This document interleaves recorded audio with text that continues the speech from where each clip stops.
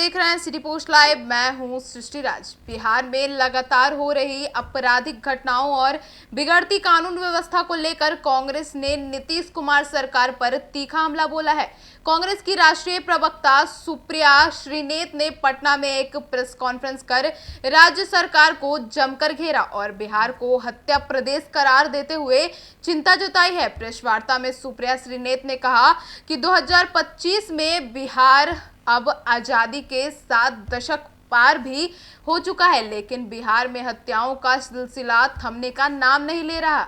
यह एक गंभीर स्थिति है। उन्होंने स्पष्ट शब्दों में कहा कि अगर धंधा करने वाले कारोबारी ही चुन चुन कर मारे जाएंगे और सरकार हाथ पर हाथ धरे बैठे रहेगी तो आखिर वे कहां जाएंगे? कौन उनकी सुरक्षा का जिम्मेदारी लेगा? आगे सुनिए और क्या कुछ कहती नजर आए। से ज्यादा बढ़े महिला अपराध, और इसके बारे में भी मैंने चर्चा की थी। 336% की वृद्धि हुई है इस दौरान, और इनमें से 1,17,000 से ज्यादा मामले आज भी अदालतों में लंबित है। महिलाओं का सम्मान खोखले दावों से नहीं होता है, उनको सुरक्षित रखकर होता है। महिला अपहरण में 1000% से ज्यादा की वृद्धि। बच्चों के विरुद्ध अपराध में करीब 62,000 से ज्यादा बच्चे कुकर्म और दुष्कर्म का शिकार हुए। दलित उत्पीड़न के मामले में बिहार इस देश में नंबर 2 पर है। तो ना महिलाओं को सुरक्षित रख पा रहे हैं, ना बच्चों को रख पा रहे हैं, ना कारोबारियों को रख पा रहे हैं, ना दलित पिछड़े आदिवासियों को सुरक्षित रख पा रहे हैं। आप सुरक्षित किसको रख रहे हैं? आपके राज्य में सबसे सुरक्षित वो जघन्य अपराधी है जो आपके साथ मिलकर ये कर रहा है, आपके संरक्षण के चलते ये कर रहा है।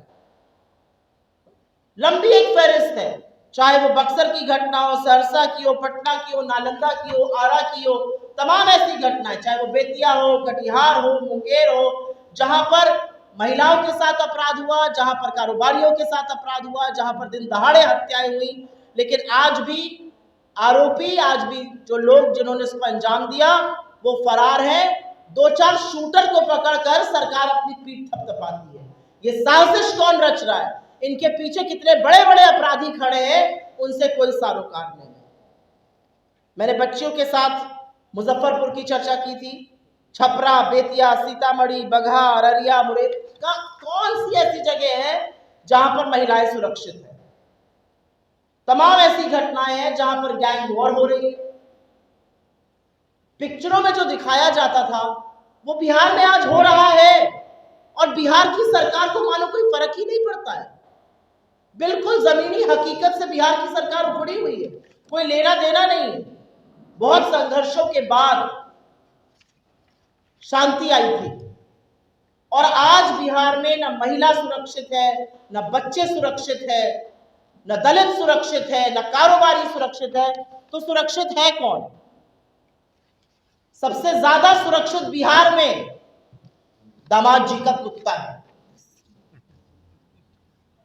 और ये विडंबना है, मैं इसको हंसकर नहीं बोलना चाह रही हूं, ये विडंबना है। सांसद जी का कुत्ता खो गया था, सारे जिले का पुलिस और प्रशासन जुट गया, कुत्ता मिल गया। मुझे कुत्तों से बहुत प्यार है, खुशी हुई मिल गया। लेकिन इसी तल्लीनता से, इसी प्रतिबद्धता से काश आप बिहार के बच्चों को, बिहार की महिलाओं को, बिहार के युवाओं को, बिहार के कारोबारियों को बचा पाते। मुझे कोई आपत्ति नहीं है, कुत्ता मिल गया, अच्छी बात है। लेकिन सारा प्रशासन जुट गया तो कुत्ता मिल गया। क्या प्रशासन कारोबारियों के लिए नहीं है? क्या प्रशासन महिलाओं के लिए नहीं है? क्या प्रशासन बच्चों के लिए नहीं है? किसके लिए चल रही है ये सरकार? ये सरकार कुछ दामादों के लिए चल रही है जिनकी आयोगों में भर्ती है, जिनके कुत्ते खो जाते हैं। ये सरकार उनके लिए चल रही है जो कि लगातार अपराध कर रहे हैं, उनको संरक्षण मिल रहा है, वो दूसरा अपराध कर। तो सही कहा, बिहार की खबरें पढ़ो तो वाकई में रूह कांप जाती है, और समझ में नहीं आता कि आधी आबादी के साथ, कारोबारियों के साथ, बच्चियों के साथ, बच्चों के साथ हो क्या रहा है बिहार में। और उस पर अभी मैं डिटेल में जरूर बात करूंगी, आंकड़ों के साथ बात करूंगी, क्योंकि बिना आंकड़ों के हवाई बात करने की ना हमारी आदत है और ना हम लोग तोहमत लगाते हैं। लेकिन आज एक और बड़ा मुद्दा है जो कि दिखा रहा है कि बिहार में हो क्या रहा है।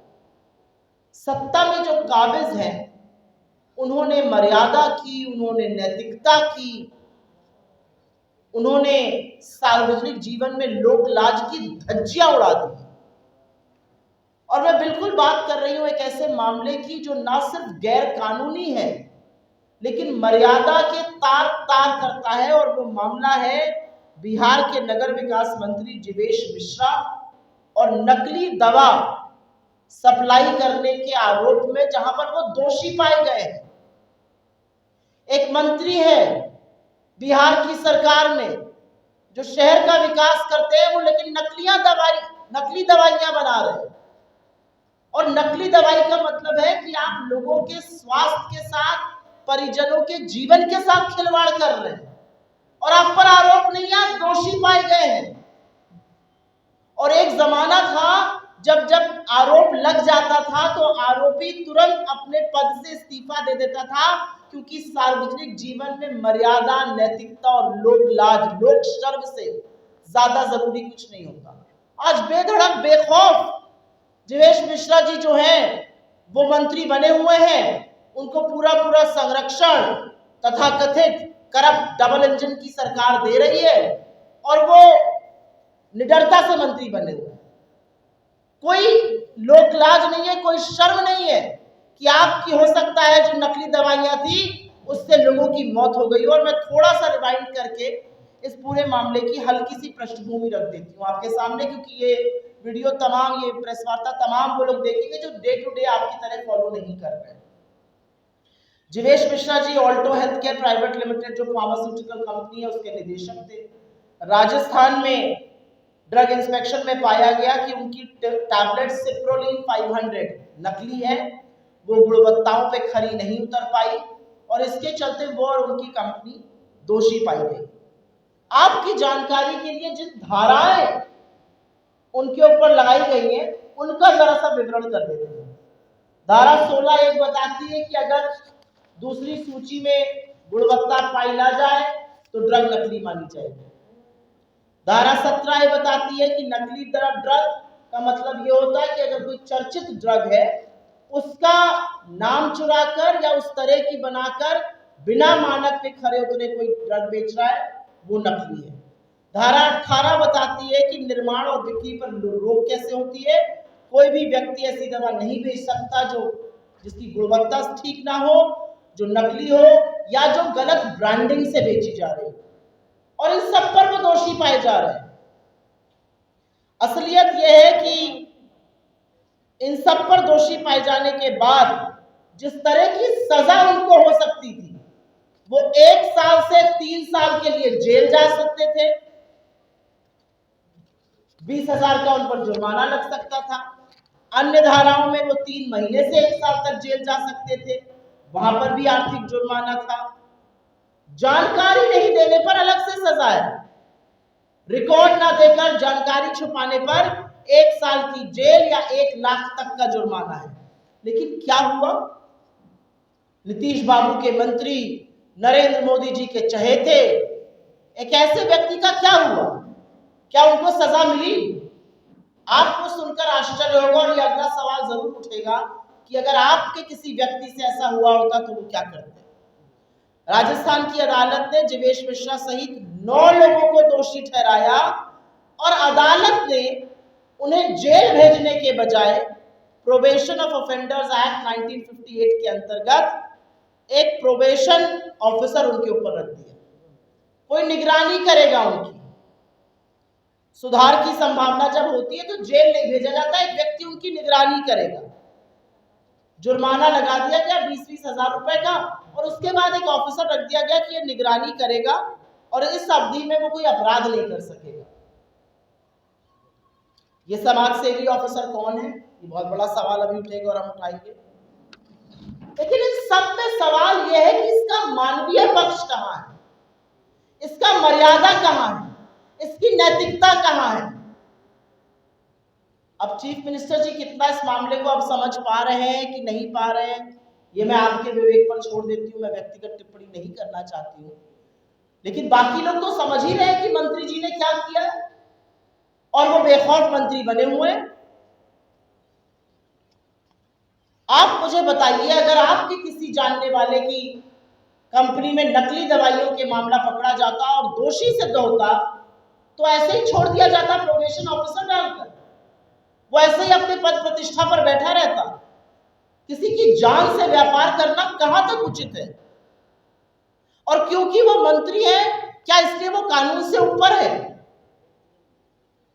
जिन परिजनों ने ये दवा ली, जिनके घर वालों को इससे नुकसान हो गया और संभवतः किसी की जान चली गई, उसका उत्तरदायी, उसको उत्तर कौन देगा? उसकी जवाबदेही कौन तय करेगा? हमारी इस मंच से कुछ मांगे हैं और हमारी पहली मांग है कि सार्वजनिक जीवन में रहने वाले व्यक्ति की जवाबदेही ज्यादा तय होनी चाहिए और ऐसे व्यक्ति को मंत्री पद पर बने रहने का नैतिक अधिकार तो बिल्कुल नहीं। अगर आप दोषी पा लिए गए, आप नैतिकता से उस पर नहीं रह सकते। असलियत ये थी कि अगर 1 से 3 साल में आपको 2 साल से ज्यादा की सजा होती तो आप सार्वजनिक जीवन से ही बाहर हो गए, लेकिन वो नहीं हुआ। अपनी पीठ थपथपाती है। अभी जब मैं बोल रही हूं तो मुझे ये संज्ञान में ला रहा है कि आज बीती हुई रात को पटना में किराना कारोबारी की गोली मारकर हत्या कर दी गई। पटना बिहार की राजधानी है और पटना की सड़कों पर गोलियां ऐसे चल रही हैं जैसे बच्चे कॉल ऑफ ड्यूटी गेम खेल रहे हो वीडियो पे। ये कैसे स्वीकार्य है और ये कैसे माना जा सकता है? और सुशासन की जो बात करते हैं वो बताएं कि बिहार जो है वो अपराध और रक्त रंजन से क्यों भर चुका है। सीधी बात यह है, आप लोगों के सवाल का इन 2 मुद्दों पर मैं स्वागत करती हूँ। जीवेश मिश्रा जी का दोषी पाए जाना और पूरी बेशर्मी से उनका मंत्री बने रहना, और जो रक्त रंजन बिहार में हो रहा है, आप लोगों के ऊपर क्या बीतती है मैं ये सोच सकती हूँ, क्योंकि जब हम दिल्ली या कहीं और रहते हैं और लगातार ये सिलसिला जारी है खबरों का, तो जरूर लगता है हो क्या रहा है बिहार। और एक सवाल था कि अभी आपने जीवेश मिश्रा जी की जो नकली दवाई बनाने के ऊपर आपने आरोप लगाया, आपने अपनी बात स्टार्ट करने से पहले आपने बोला कि आपने आप लोग जो है आंकड़ों पे बात करते हैं। क्या आपके पास आंकड़े हैं कि उनकी दवाई से कितने लोग प्रभावित हुए, कितने लोगों की मृत्यु हुई है? मेरे पास ये आंकड़ा नहीं कितने लोग प्रभावित हुए हैं, लेकिन अगर कोर्ट ने उनको दोषी पाया है, ये सवाल तो देखिए तभी उठ जाता जब वो आरोपी थे। अगर पहले की सरकारें होती और पहले की मर्यादा होती जो सार्वजनिक जीवन में 2014 से पहले होती थी, तो जरूर उनका इस्तीफा ले लिया गया आरोप लगने पर। अगर आप सार्वजनिक जीवन पर हैं तो आपके ऊपर अगर लांछन लगेगा तो आप अपने आप को उस पद से हटा लेते हैं जिससे कि प्रक्रिया पूरी है। तो दोषी पाए गए 9 लोगों के साथ, कोर्ट ने दोषी पाया है, नकली दवाइयों का दोषी पाया है। नकली दवाई खाकर क्या होता है इसका सब आप लोग परिणाम जानते हैं। कोर्ट ने दोषी पाया है, कोर्ट ने प्रोबेशन ऑफिसर उनको दे दिया है। बंदी के दौरान जो महिलाओं के साथ राजद कार्यकर्ताओं के द्वारा एम्बुलेंस के साथ 1990 के दशक की याद दिलवाया गया, या स्कूटी पर जा रहे महिलाओं के साथ हाजीपुर में उनके साथ हुड़दंग किया गया, हुर्रे की आवाज आई, तो ये महागठबंधन की सरकार 2025 की बात होगी, इस चुनाव की बात होगी, बिहार में जो बेटियों के साथ हो रहा है उसकी बात होगी। और इसलिए होगी क्योंकि बिहार में आंकड़े चीख चीख कर एक तस्वीर बता रहे हैं। बिहार में महिला अपराध के जो आंकड़े हैं उसमें कुल 2,21,729 महिलाएं जघन्य अपराध की भेंट चढ़ी है। अदालत में जो मामले निलंबित है वो 98% है। मेरा अपना मानना है कहीं पर भी महिला हो, उनकी रैली में हो, हमारी रैली में हो, सड़क पे हो, संस्था में काम करती हो, महिला सुरक्षा सर्वप्रथम है, उसको प्रायोरिटी बनानी चाहिए। मेरी सार्वजनिक जीवन में हर कार्यकर्ता से, हर व्यक्ति से अपील है, देश की आधी आबादी को सुरक्षित बनाने का काम सिर्फ आधी आबादी नहीं कर सकती है, आपको भी उतना ही करना पड़ेगा। अगर कोई ऐसी घटनाएं हुई हैं तो बिल्कुल गलत है, नहीं होनी चाहिए, लेकिन आंकड़े जो बिहार की तस्वीर बता रहे हैं, और सवाल सत्ता से पूछना हम कब शुरू करेंगे? जब सत्ता से सवाल पूछो तो प्रत्युत्तर जरूर आता है, जवाबदेही तय नहीं होती। सत्ता आपके पास है, संसाधन आपके पास है, पुलिस आपके पास है, प्रशासन आपके पास है, अस्पताल आप चला रहे हैं और बेटियां 8-8 घंटे अस्पताल के बाहर दम तोड़ रही है। प्रशासन और पुलिस आपके पास है, दामाद जी का कुत्ता ढूंढ लिया जाएगा, लेकिन बेटी को न्याय नहीं मिलता। इसलिए सत्ता से सवाल, जब चुनाव के मुहाने पर आज हम आए हैं तो सत्ता को कटघरे में खड़ा करके सवाल पूछना जरूरी है। आपने बेटी की बात कर रही रहे थे जब शुरुआत में कांग्रेस उस आवाज को काफी ज्यादा बुलंद की थी, लेकिन अब धीरे धीरे कांग्रेस भी शांत हो गई। मुझे नहीं लगता हम शांत हो गए। मुझे लगता है कि दो पहलू होते हैं किसी भी चीज के। किसी भी पीड़ित परिवार को आप सिर्फ पीड़ित परिवार बनाकर उसके बारे में चर्चा नहीं करते हैं। जो संवेदनशील लोग होते हैं वो ये भी समझते हैं कि वो पीड़ित परिवार, उसमें पिता है, उसमें माँ है, उसमें भाई है, उसमें संभवतः और बहनें होंगी, वो कितनी दहशत में है ये समझना भी जरूरी है। और संवेदनशीलता से हो सकता है बात थोड़ी धीमे स्वर में की जाती हो, लेकिन ये बहुत बड़ी बात है। आप बिहार की बात कर रहे हैं, इसकी चर्चा दिल्ली और महाराष्ट्र तक। मैं मुंबई में थी हफ्ते भर पहले, और जब वहां पर महिलाओं की बात शुरू हुई तो लोगों ने इस बात का जिक्र किया, और मैं इस बात को कतई स्वीकार नहीं कर सकती हूँ कि एक बच्ची का पहले रेप होता है, उसके ऊपर जानलेवा हमला किए जाते हैं, एक बार नहीं 20 बार, उसको घंटों तक पटना नहीं लाया जाता है। और आपको पता है क्यों नहीं लाया गया? यहाँ पर मान्यवर की रैली थी, और उसके बाद वो अस्पताल के बाहर 8 घंटे एम्बुलेंस में रहती है। आप लोगों ने न्याय कोई और सवाल पूछेगा क्या? न्याय दिलाने की बात की थी, क्या उनके परिवार को न्याय मिला? राजद के कार्यकर्ताओं के द्वारा कहा जा रहा है कि बुरा बॉल साफ करो, ये वो माननीय विधायक से आप उस गठबंधन में, मुझे ऐसा लगता है किसी ने अगर ऐसा कुछ कहा हुआ, ये सब बेकार की बातें हैं। 2025 में चुनाव के मुद्दे पूरी तरह से तय हैं, और चुनाव का मुद्दा है बिहार की जो बदहाली हुई है, चुनाव का मुद्दा है बिहार में रक्तरंजन, चुनाव का मुद्दा है बिहार में जिस तरह का भ्रष्टाचार बढ़ा है, और चुनाव का एक बहुत बड़ा मुद्दा ये भी है कि क्या यहाँ के मुख्यमंत्री जी उसका संज्ञान लेने की अवस्था में है, उस पर कुछ करने की अवस्था में है या नहीं। धन्यवाद। आनंद मोहन जो थे वो सांसद हुआ करते थे बिहार के। आनंद मोहन की रिहाई होगी, ठीक है। बिहार सरकार ने जेल मैनुअल में संशोधन करके आनंद मोहन को जेल से बाहर किया। आनंद मोहन का अपराध क्या था ये सब लोग जानते हैं।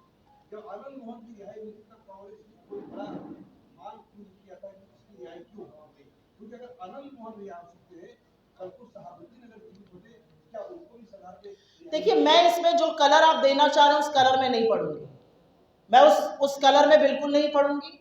मैं अपराध का जिक्र इसलिए कर रही हूं क्योंकि जो सवाल आप उठा रहे हैं वो आप और प्रतिबद्धता से उठाइए। ये आंकड़े बताते हैं कि बिहार में क्या हो रहा है, और ये आंकड़े अपने आप में गवाही दे रहे हैं कि कितना सुरक्षित इस समय बिहार है, और किस तरह से लॉ एंड ऑर्डर ने पूरी तरह से दम तोड़ दिया है यहाँ। तो आपके सवाल का जवाब मैंने आंकड़ों से दे दिया। बहुत बहुत धन्यवाद। बहुत धन्यवाद।